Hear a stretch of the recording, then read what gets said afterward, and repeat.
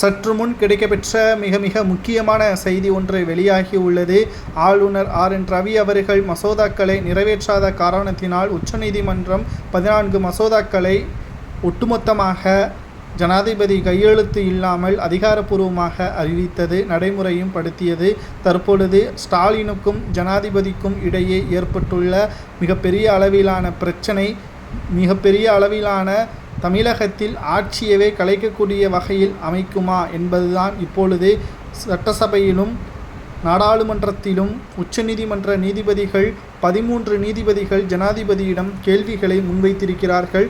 ஆளுநரை கண்டிக்காமல் ஆளுநருக்கென்று சிறப்பு அதிகாரங்களை கொடுத்து அவர்களை மிகவும் மோசமான நிலைமைக்கு ஜனாதிபதி செயல்படுத்தினாரா? ஜனாதிபதி அவர்கள் ஆளுநருக்கு ஆதரவாக நீதிபதியிடம் கேள்வி கேட்டது தவறு என்று உச்சநீதிமன்ற நீதிபதிகள் ஜனாதிபதியிடமே கேள்வி கேட்கும் அதிகாரங்கள் இந்திய அரசியலமைப்பு சட்டத்தில் இருக்கிறதா?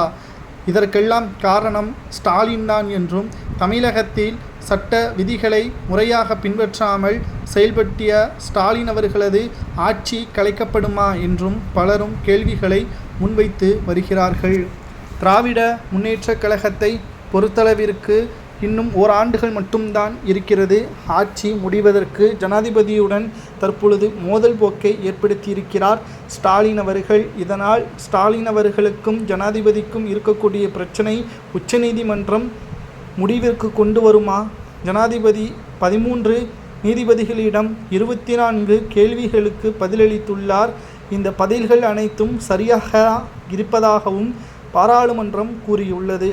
ஆனால் ஆளுநர் கையெழுத்து போடாமல், ஜனாதிபதி ஒப்புதல் அளிக்காமல் 14 மசோதாக்களை உச்சநீதிமன்றம் இதுவரை அல்லாத ஒரு புதிய முயற்சியாக எடுத்து அறிவித்தது.